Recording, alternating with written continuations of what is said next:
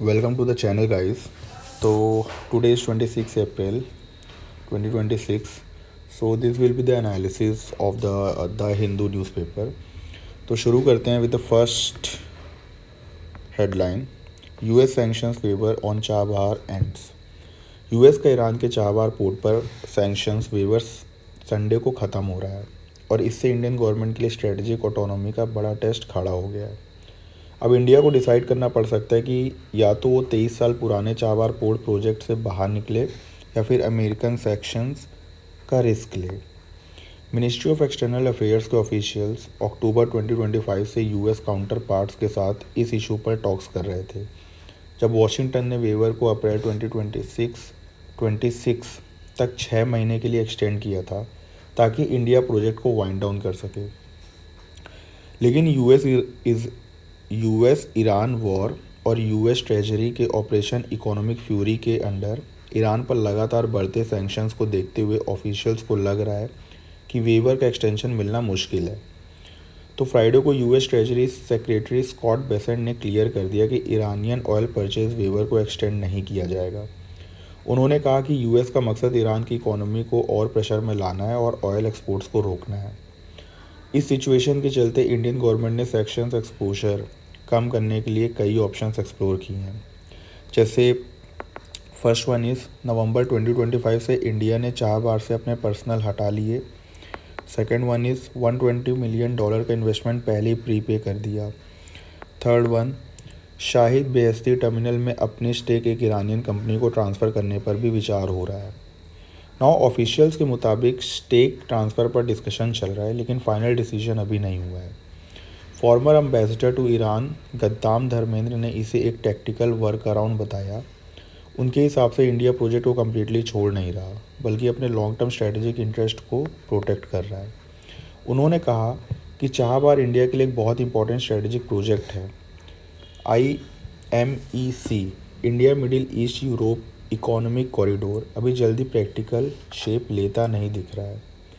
Gulf reason की tensions की वजह से चाबहार की इम्पोर्टेंस और बढ़ गई है। अब बैकग्राउंड समझते हैं। गाइस, 2003 में इंडिया ईरान ने ओरिजिनल चाबहार एग्रीमेंट साइन किया था एंड 2016 में पीएम नरेंद्र मोदी ने तेहरान विजिट करके India Iran Afghanistan trilateral pact sign किया। गोल था इंडिया से ईरान, अफगानिस्तान और सेंट्रल एशिया तक कनेक्टिविटी बढ़ाना, पाकिस्तान को बाईपास करते हुए। Now what were the problems? US sanctions ने प्रोजेक्ट को रिपीटेडली स्लो किया। देन सेकेंड इज़ 2018 में टेम्प्रेरी वेवर मिला था अफगानिस्तान एड के लिए।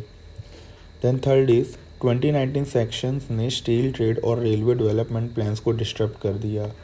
फोर्थ वन इज़ ईरान ने इवेंचुअली इंडिया को रेलवे प्रोजेक्ट से हटा दिया। Now we will see what were the recent developments. मई 2024 में इंडिया ने 10 ईयर एग्रीमेंट साइन करके प्रोजेक्ट्स को रिवाइव करने की कोशिश की एंड फरवरी 2025 में प्रेसिडेंट डोनाल्ड ट्रंप के NSPM-2 ऑर्डर ने चाबहार वेवर को रिसाइन करने का डायरेक्शन दिया। Now what are the final situation और what is the final situation here? Washington ने पहले ही सिग्नल दे दिया था कि इंडिया को चाबहार से एग्जिट करना होगा। अब डिकेड्स पुराना ये strategic project practically dead end पर पहुंच गया है और इंडिया को अपने जियोपॉलिटिकल इंटरेस्ट और यूएस प्रेशर के बीच डिफ़िकल्ट बैलेंसिंग करनी पड़ रही है। So guys, with this we have completed our first news. Now we will see what is the second news. So second is count the vulnerable census chief. ठीक है, now we will cover this article. इसमें देखते हैं कि registrar general और census commissioner Mrityunjay Kumar Narayan ने state census डायरेक्टोरेट्स को कहा है कि ऑनगोइंग सेंसस के दौरान उन गांव, बस्ती और पॉपुलेशन ग्रुप्स की लिस्ट बनाई जाए जो थ्रेट, इंटिमिडेशन या इंटरफेरेंस के रिस्क में हो सकते हैं। उन्होंने स्टेट्स को ये भी एडवाइस किया है कि एन्यूमरेटर्स मतलब कि सेंसस फील्ड वर्कर्स अपॉइंट करते वक्त उन लोगों से बचना चाहिए जो किसी स्पेसिफिक सोशल या रिलीजियस कम्युनिटी के प्रति बायस्ड हो सकते हैं, क्योंकि ऐसे लोग फील्ड वर्क में प्रॉब्लम्स क्रिएट कर सकते हैं। Now what were the main instructions? 20 अप्रैल के कम्युनिकेशन में नारायण ने ऑफिशियल्स को क्या कहा? सबसे पहला कि कम्युनल, पॉलिटिकल या सोशल टेंशन से अफेक्टेड लोगों को प्रॉपरली काउंट किया जाए। सेकंड इज़ किसी भी वल्नरेबल पॉपुलेशन को मिस नहीं किया जाना चाहिए। थर्ड इज़ अगर ओमिशन हुआ तो फ्यूचर में लीगल डिस्प्यूट्स हो सकते हैं। ठीक। नाउ रिसेंट इंसिडेंट क्या था, उड़ीसा के देनकनाल में एक फैमिली के 3 मेंबर्स को अरेस्ट किया गया था क्योंकि उन्होंने सेंसस फील्ड वर्क के लिए आए 4 टीचर्स पर अटैक किया था। नाउ आप सेंसस फेसेस समझते हैं। इंडिया का सेंसस 2 फेसेस में हो रहा है। 1, एक तो है हाउस लिस्टिंग ऑपरेशंस, HLO। ठीक, ये अप्रैल 1 से सितंबर 30 तक है। And second is population enumeration, ये फरवरी 2027 में इसमें कास्ट काउंटिंग भी होगी। ठीक। नौ स्पेशल फीचर्स क्या है, ये इंडिया का पहला डिजिटल सेंसस है, तो ये बहुत इंपॉर्टेंट है कि फर्स्ट डिजिटल सेंसस है ये इंडिया का। एंड पहली बार सेल्फ एन्यूमरेशन की फैसिलिटी भी दी गई है। सपोर्ट हेल्पलाइन 1855 नंबर 1855 लॉन्च की गई है। नाउ रिस्क असेसमेंट देखते हैं। चार्ज ऑफिसर्स को कहा गया है कि सेंसिटिव एरियाज का एक्सटेंसिव सर्वे करें। लोकल ऑफिशियल्स, पुलिस और ब्लॉक डेवलपमेंट ऑफिसर से कंसल्टेशन करें। थ्रेट क्रिएट करने वाले इंडिविजुअल्स को आइडेंटिफाई करें। पास्ट इंसिडेंट्स और प्रेजेंट रिस्क दोनों कंसिडर करें। Now what are the difficult areas, special focus दिया जाएगा किन पर। Number 1 forest villages, second remote hamlets, third migrant labour, fourth nomadic tribes, fifth sheep और cattle huddles, seventh forest produce gatherers, 8 seafarers, 9 homeless people, 10 street children और 11 social political tension वाले areas. Now we will see new settlements. अगर previous census के बाद किसी previously uninhabited village में population settle हुई है तो उनका भी प्रॉपर एनुमरेशन ज़रूरी है। कंस्ट्रक्शन और डेमोलिशन जोन्स क्या हैं, ऑफिशियल्स को उन एरियाज़ का भी डेटा मेंटेन करना होगा जहां पॉइंट 1 डेमोलिशन हुआ हो, पॉइंट 2 न्यू हाउसिंग बनी हो या फिर रोड वर्क्स या डैम प्रोजेक्ट्स चल रहे हों। Now teachers as enumerators, RTE act के अंदर टीचर्स को सेंसस ड्यूटी के लिए प्रायोरिटी दी गई है। अगर टीचर्स कम पढ़ते हैं तो गवर्नमेंट ऑफिशियल्स या लोकल बॉडी स्टाफ अपॉइंट किया जाएगा। एंड अपॉइंटमेंट रूल्स क्या होंगे, एनुमरेटर्स आइडियली लोकल होने चाहिए, लेकिन अगर लोकल पर्सन बायस्ड हो सकता है तो आउटसाइड पर्सनल अपॉइंट किया जाएगा। अब किन पीपल को अवॉइड करना है, ठीक, या फिर मतलब जिनके लिए नॉर्म्स नहीं हैं, तो फील्ड ड्यूटी में इन्हें अवॉइड करने को कहा गया है, जो जैसे प्रेग्नेंट वुमेन हो गई, सीवियर क्रोनिक इलनेस वाले हो गए, सीवियर डिसेबिलिटी वाले, बिलो मैट्रिक क्वालिफिकेशन या फिर सोशल रिलीजियस बायस वाले इंडिविजुअल्स। बेसिकली वो लोग जिन्हें प्रॉब्लम है या फिर जिन्हें प्रॉब्लम हो सकती है। ठीक, तो यहाँ पे अगर इम्पोर्टेंट नोट समझें तो सेंसस में एक बार डिटेल्स रिकॉर्ड हो गई तो बाद में अल्टर नहीं की जा सकती। इसलिए प्रोसेस को बिगनिंग से ही एक्यूरेट और अनबायस्ड बनाना ज़रूरी है। तो ओवरऑल गवर्नमेंट का मेन फोकस है कि सेंसस फेयर, इंक्लूसिव और एक्यूरेट हो, स्पेशली वल्नरेबल और हार्ड टू रीच पॉपुलेशंस के लिए, ताकि फ्यूचर डिस्प्यूट्स और इनएक्यूरेसीज से बचा जा सके। So with this we have completed our second headline. Now we will get back to third one. Here यहाँ पर है कि study shows why chronic pain depression go hand in hand. तो ये एक रिसर्च है और केस स्टडी है। इसमें हम लोग समझते हैं गाइस कि सोचिए अगर आपको हर दिन कांस्टेंट पेन के साथ जीना पड़े। फिजिकल पेन तो होता ही है, लेकिन लगभग 85% क्रोनिक पेन पेशेंट्स डिप्रेशन का भी सामना करते हैं। चाहे लोअर बैक पेन हो, जॉइंट पेन हो, स्टोमक पेन, हेडेक या माइग्रेन्स। क्रोनिक पेन धीरे धीरे डिप्रेशन, एंजाइटी और कॉग्निटिव डिक्लाइन, सोचने समझने की कैपेसिटी कम होना, इसको कॉग्निटिव डिक्लाइन कहते हैं, इसमें बदल सकता है। अब यहाँ पर नई स्टडी का मेजर फाइंडिंग क्या है, साइंस जर्नल में पब्लिश्ड एक नई स्टडी ने बताया है कि इसका मेन रीज़न ब्रेन के हिपोकैम्पस, जो कि मेमोरी सेंटर होता है, उसमें स्ट्रक्चरल और मॉलिक्यूलर चेंजेस होना। स्टडी डिटेल्स क्या है यहाँ पर, रिसर्च ने यूके बायोबैंक के हेल्थ डेटा के एनालिसिस किया और 14,462 पार्टिसिपेंट्स को एग्जामिन किया जिनका ब्रेन स्कैन अवेलेबल थे। पार्टिसिपेंट्स को 3 ग्रुप में डिवाइड किया गया। पहला, वो लोग जिनके पास क्रोनिक पेन है but without depression. Second is chronic pain with newly developed depression. And third one is chronic pain with persistent depression. अब यहाँ पर डिस्कवरी क्या थी? जिनको क्रोनिक पेन के साथ नया डिप्रेशन डेवलप हुआ था उनका हिपोकैम्पस एनलार्ज था. एंड जिनको लॉन्ग टर्म क्रोनिक पेन और परसिस्टेंट डिप्रेशन था उनका हिपोकैम्पस श्रिंक हो गया था. यानी क्रोनिक पेन के इनिशियल स्टेजेस में हिपोकैम्पस बड़ा होता है लेकिन प्रोलॉन्ग्ड पेन और डिप्रेशन के साथ छोटा होने लगता है. Now what is there impact on memory? Researchers ने देखा कि लार्जर हिपोकैम्पस वाले लोग नंबर सीक्वेंस बेटर याद रख पा रहे थे. एंड शंक हिपोकैम्पस वाले पेशेंट की मेमोरी और कॉग्निटिव परफॉर्मेंस वीक थी. ना यहाँ पे एनिमल रिसर्च जो हुई थी रैट और माइस पर, उन पर क्रोनिक पेन मॉडल बनाया गया जिसमें सिएटिक नर्व पिंच करके क्रोनिक पेन इंड्यूस किया गया. एनिमल्स ने पेन बिहेवियर्स दिखाए एंड लेटर स्टेजेस में एंजाइटी और डिप्रेशन लाइक सिम्टम्स भी आए. Brain region focus. रिसर्चर्स ने हिपोकैम्पस के डेंटेड गायरस रीजन पर फोकस किया. इस रीजन का काम होता है, मतलब बेसिकली जो हिपोकैम्पस का डेंटेड गायरस रीजन है उसका काम क्या होता है? जैसे सिमिलर सिचुएशंस में डिफरेंसेस आइडेंटिफाई करना, देन मेमोरी प्रोसेसिंग और new neuron generation, neuronal plasticity भी कहते हैं. इसकी फाइंडिंग्स क्या मिली थी कि अर्ली क्रोनिक पेन में न्यू न्यूरॉन ग्रोथ और ब्रेन प्लास्टिसिटी बढ़ी. लेटर स्टेजेस में ये प्रोसेस वीक हो गया एंड पैटर्न रिकग्निशन एबिलिटी भी रिड्यूस हो गई. तो गाइस, इसमें माइक्रोग्लिया का रोल क्या है? माइक्रोग्लिया ब्रेन के इम्यून सेल्स होते हैं जो इनिशियली प्रोटेक्शन देते हैं लेकिन एक्यूट स्टेज में हेल्पफुल और क्रोनिक स्टेज में हार्मफुल होते हैं क्योंकि लॉन्ग टर्म एक्टिवेशन से ये नए न्यूरॉन्स को डैमेज करने लगते हैं और डिप्रेशन एंजाइटी ट्रिगर करते हैं. यहाँ पर जो एक्सपेरिमेंटल रिजल्ट आया था वो क्या था कि न्यू न्यूरॉन्स को इनहिबिट करने से पेन और डिप्रेशन दोनों कम हुए. सिर्फ माइक्रोग्लिया इनहिबिट करने से डिप्रेशन एंजाइटी कम हुआ लेकिन पेन परसेप्शन सेम रहा. तो मेन कंक्लूजन यहाँ पर ये था कि क्रोनिक पेन सिर्फ बॉडी को अफेक्ट नहीं करता, ये ब्रेन की इंपॉर्टेंट बिहेवियरल और मेमोरी सेंटर्स को फिजिकली रिमॉडल करता है. यहाँ पर जो एक्सपर्ट के इंसाइट्स थे, मीनिंग कि साइंटिस्ट के अकॉर्डिंग, वो ये कहते हैं कि क्रोनिक पेन एक प्रोग्रेसिव ब्रेन डिसऑर्डर की तरह काम करता है.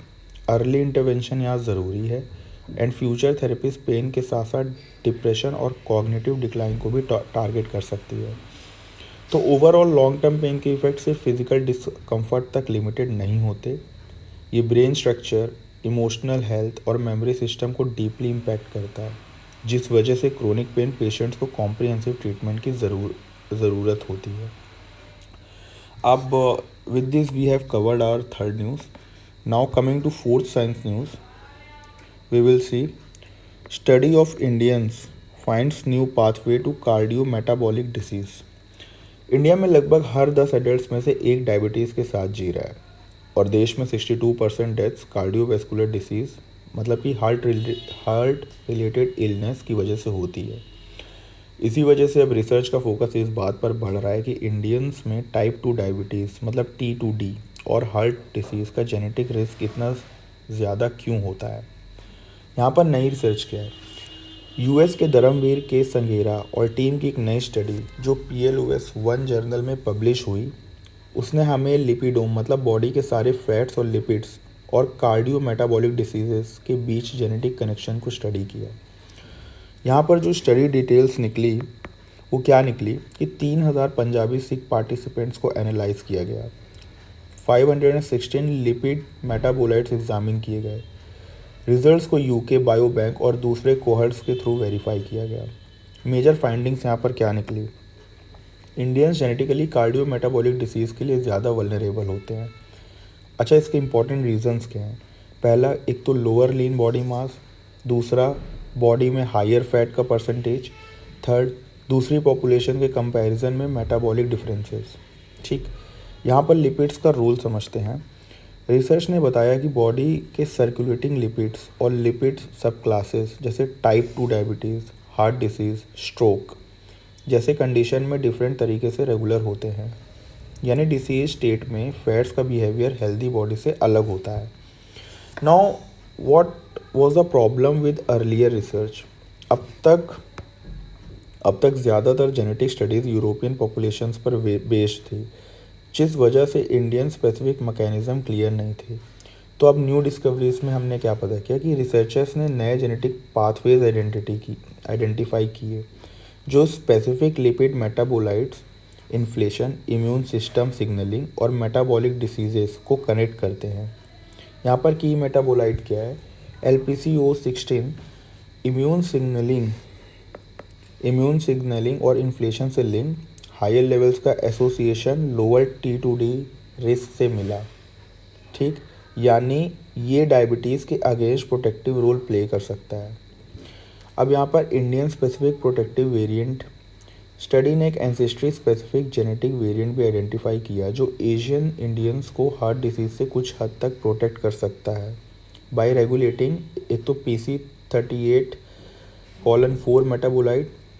Why this matters? क्योंकि नए मेटाबोलाइट मार्कर्स और जीन्स फ्यूचर में हेल्प कर सकते हैं। Early risk detection, personalised prevention strategies, better treatment models for Indians. Main conclusion अगर समझें तो इंडियन बॉडीज़ यूरोपियन पॉपुलेशन से अलग बिहेव करती है एंड इसलिए इंडियन स्पेसिफिक जेनेटिक और मेटाबॉलिक रिसर्च बहुत ज़रूरी है। ये स्टडी बताती है कि डायबिटीज़ और हार्ट डिसीज़ का रिस्क सिर्फ लाइफस्टाइल का रिजल्ट नहीं बल्कि इंडियंस के यूनिक जेनेटिक और मेटाबॉलिक मेकअप से भी जुड़ा हुआ है। फ्यूचर प्रिवेंशन और हेल्थ केयर स्ट्रेटजीज़ को इंडियन पॉपुलेशन के बायोलॉजिकल डिफरेंसेस के हिसाब से डिज़ाइन करना होगा। नाउ गाइस, आज के कुछ इम्पोर्टेंट वर्ड्स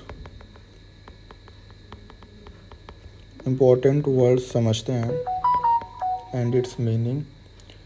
अगर जियो पॉलिटिक्स से रिलेटेड समझें तो पहला सैंक्शन मतलब होता है किसी कंट्री पर इकोनॉमिक या पॉलिटिकल रिस्ट्रिक्शंस, बेसिकली प्रतिबंध। सेकंड, वेवर का मतलब होता है टेम्परेरी एग्जम्पशन या छूट। ठीक। Third,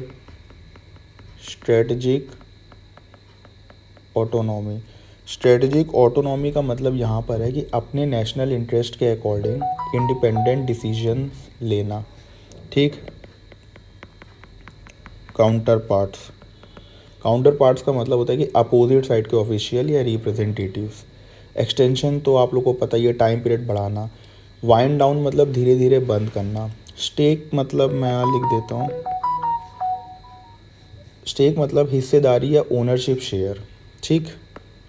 sixth, tactical work around का यहाँ पर मतलब है कि temporary practical solution. Then सर्कमवेंटिंग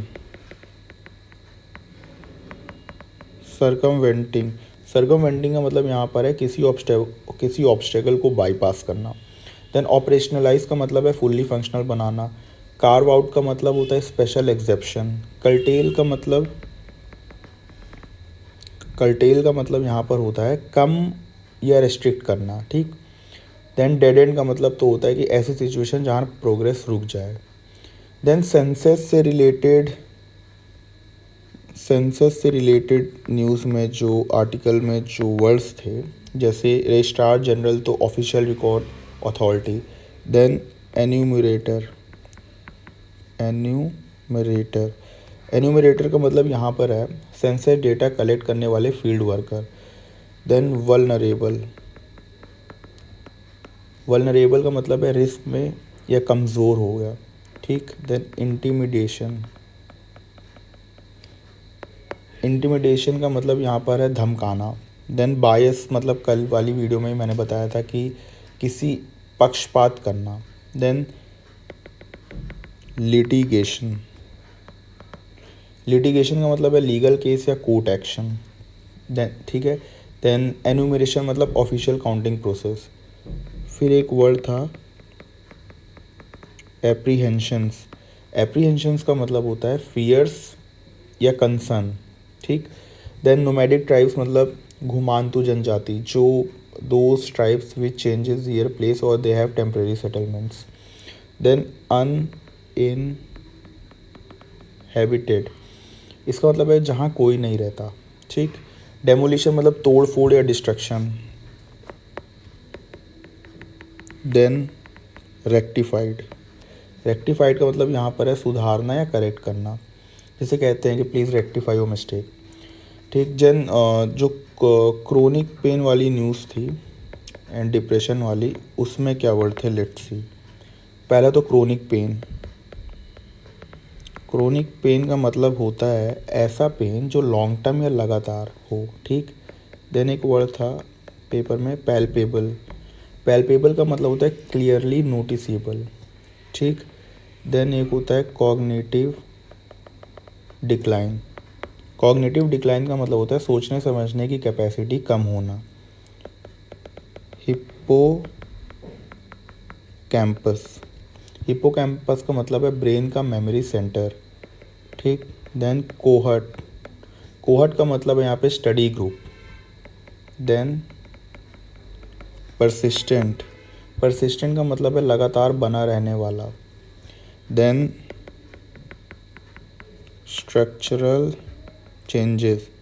structural changes मतलब कि फिजिकल स्ट्रक्चर में बदलाव। Then neuronal plasticity. Neuronal plasticity का मतलब है कि ब्रेन की अडेप्टेबिलिटी। देन डेंटेट गायरस, ये मैंने आपको बताया था, इसके 3 फंक्शन भी बताए थे। डेंटेट गायरस मतलब हिप्पोकैम्पस का एक स्पेसिफिक पार्ट जिसके अपने फंक्शन होते हैं, ठीक। Then microglia. माइक्रोग्लिया का मतलब है यहाँ पर brain immune cells. Then excitable. Excitable मतलब इजीली एक्टिवेटेड। देन लीजन्स तो हम लोग बहुत सुनते हैं ब्रेन के डैमेज में, जैसे टिश्यू डैमेज को लीजन्स कहते हैं, ठीक। Which can have severe impact on an individual. Then mitigated. Mitigated का मतलब होता है कम किया गया, जैसे क्लाइमेट चेंज में मिटिगेशन एक इम्पॉर्टेंट एस्पेक्ट है। देन एक्यूट रिस्पॉन्स मतलब कि इमीडिएट रिएक्शन। नाउ जो डायबिटीज़ वाली न्यूज़ थी उसमें जो इम्पोर्टेंट वर्ड्स हैं, लेट्स सी दैट। एक तो था प्री डिस्पोज्ड। प्री डिस्पोज्ड का मतलब है पहले से हायर रिस्क होना। देन कार्डियोवैस्कुलर डिसीज़, इसका मतलब है कि हार्ट और ब्लड वेसल्स की डिसीज़। Then lipidome. लिपिडोम का मतलब है बॉडी के टोटल फैट्स और lipids. Then lean body mass. Lean body mass. Lean body mass का मतलब यहाँ पर है मसल्स और बोन्स का बॉडी वेट, ठीक। Then inflammation.